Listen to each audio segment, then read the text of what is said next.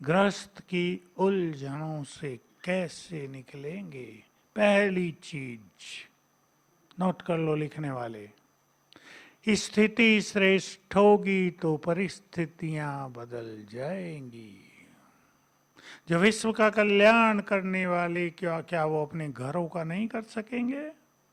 जो सबको सुख शांति देने वाले क्या वो अपने घर में नहीं दे सकेंगे? थोड़ा सा डिटैच होकर अच्छे अभ्यास करने हैं। रोज मुरलियों में अच्छे अभ्यास आ रहे हैं। आजकल भी आ रहा है एक, आत्मा देखना, याद है? इससे तुम्हारी कट उतरती जाएगी। कितनी गहरी बात है।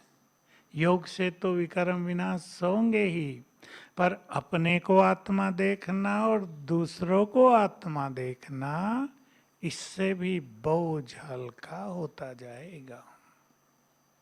स्वमान के अच्छे अभ्यास हों तो गृहस्थ जंजाल नहीं रहेगा। हो क्या रहा है बहुतों के साथ कि उलझ गए हैं कुछ कारणों से, अब निकल नहीं सकते। लेकिन जीवन ऐसा जिएं, जो उलझे नहीं है वो सीख लें। जीवन ऐसा जिएं, कुछ अलौकिक अभ्यास चलते ही रहें। जिस घर में रोज अमृत वेले ज्योति जगती हो, वहां विघन नहीं रहेंगे। जहाँ भगवान का आह्वान होता हो, जहाँ उसको भोग लगता हो, वो सचमुच तीर्थ बन जाएगा। ये करना है, ये बिना किए नहीं होगा। चित्त को स्वयं शांत करना है, औरों को बदलने की बजाय अपने को बदलना है। महान एक भी घर में हो ना, किसी शहर में एक महान पुरुष होता था, उसके कारण उस सारे नगर की वैल्यू रहती थी, महत्व होता था। ये भक्ति में भी हुआ। 100 साल पहले तक खूब चला यही। हर घर में कोई ना कोई अच्छा व्यक्ति, हर गांव में कोई ना कोई अच्छा व्यक्ति, हर शहर में कोई महान व्यक्ति, पवित्र आत्मा अवश्य होते थे। होते थे या नहीं? जो बुजुर्ग बैठे हैं, होते थे। जिस घर में एक इष्ट देवी हो, जिस घर में एक योग लगाने वाला हो, जिस घर में एक मास्टर ज्ञान सूर्य हो, वहां अंधकार होगा। ये अभ्यास करने हैं, अभ्यास करने हैं। ये सुनने से काम नहीं हो जाएगा, ये अभ्यास करेंगे। घर में रहते अभ्यास करो, मैं इस घर की इष्ट देवी हूँ, मैं इस घर में मास्टर ज्ञान सूर्य हूँ। फैलने लगेगी लाइट, विघ्न हटने लगेंगे, परिस्थितियां बदलने लगेंगी, समस्याएं नष्ट होंगी। समस्याओं से लड़ रहे हैं, लड़ने की जरूरत नहीं पड़ेगी। मैं आपको मास्टर सर्वशक्तिवान की कुछ बातें सुना देता हूँ, जहाँ से मैंने शुरू की ये यात्रा समस्या समाधान की। बहुत पहले से, 35 साल कम से कम पहली बात सुनी थी, ये 40 साल पहले सुनी थी। समस्याएं और कुछ नहीं, कमजोर मन की रचना है।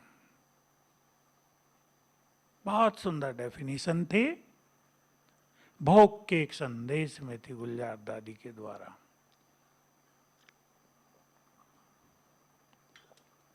क्या है समस्याएं?